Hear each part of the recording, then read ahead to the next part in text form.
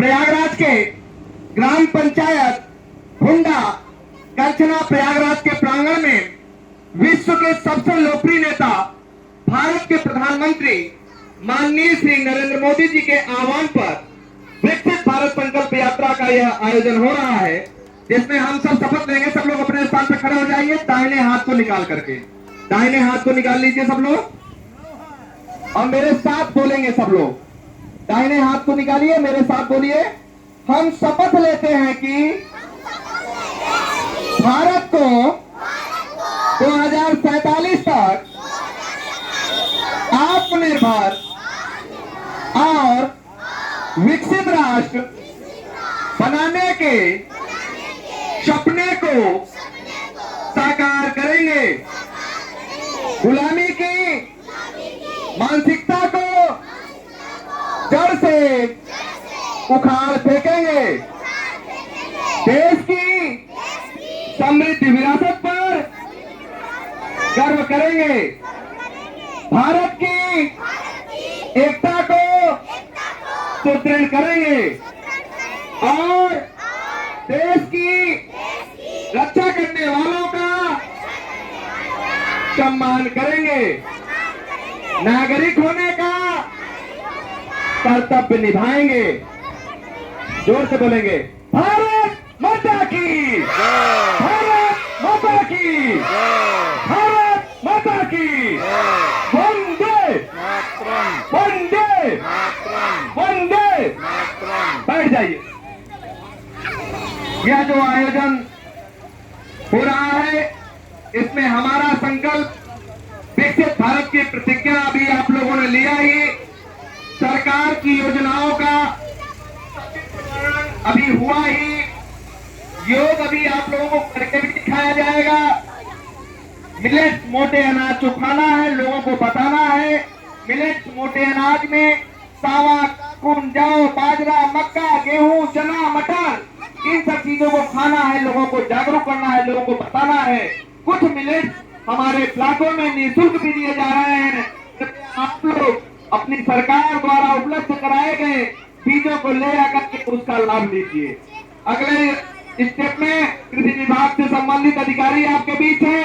अभी आप लोगों को जो भी योजनाएं चल रही है उसको आप लोग बताने का काम करेंगे। इसी क्रम में खेलकूद मैदान हर गांव में बन रहे हैं, उसके माध्यम से हमारी प्रतिभाएं आगे निखरे। उसके बाद ब्लॉकों में जाए, ब्लॉकों में स्टेडियम, जिले में स्टेडियम, और हमारी प्रतिभाओं को जो हम 70 पदक में निहित हो जाते थे, आज हमारी सरकार ने हमारे देश के बच्चों का गौरवान्वित करने का काम किया और 107 पदक आज बच्चों ने ले आकर के देश का नाम रोशन किया। और बच्चों के लिए जोरदार तालियां होनी चाहिए।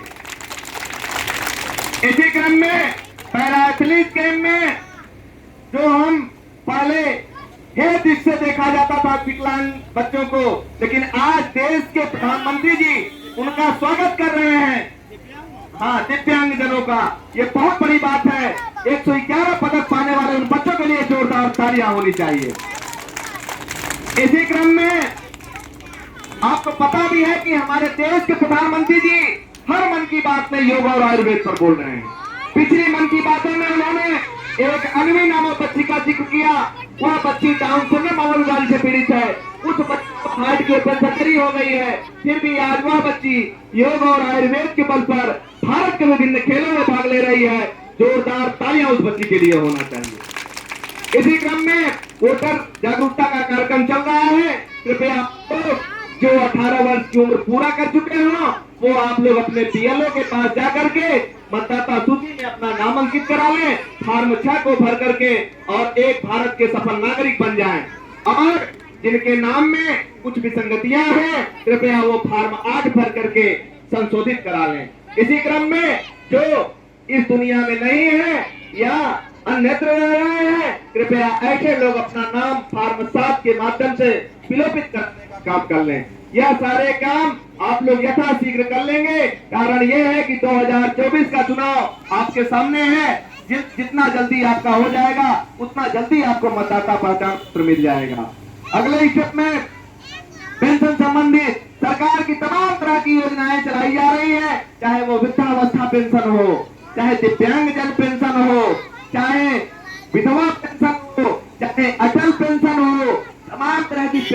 हमारी सरकार आपको देने का काम कर रही है।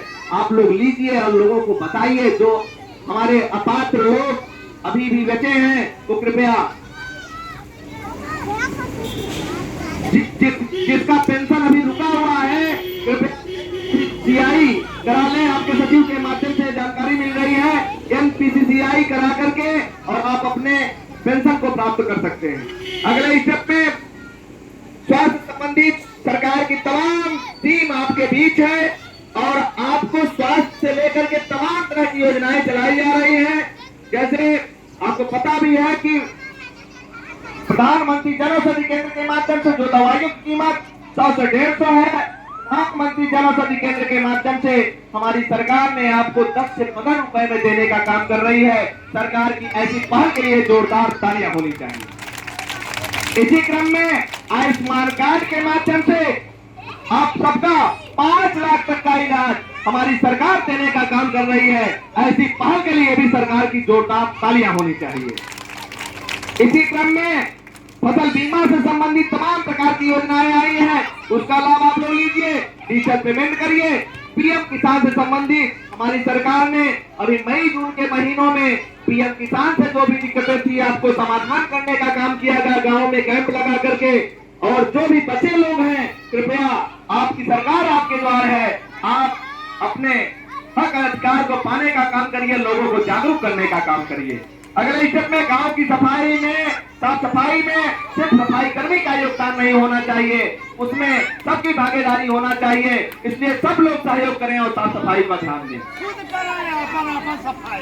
फिर अगले स्टेप में एफपीओ का गठन एवं क्रियान्वयन। एफपीओ के गठन के लिए हमें आपको जागरूक होने की जरूरत है। एफपीओ फार्मर प्रोड्यूसर कंपनी के माध्यम से हमें आपको ट्रैक्टर तक उपलब्ध कराए जा रहे हैं। एफपीओ के माध्यम से जो किसान अपना एक फर्म बना लेते हैं वह अपनी उपज को विदेश तक भी सेल कर सकते हैं।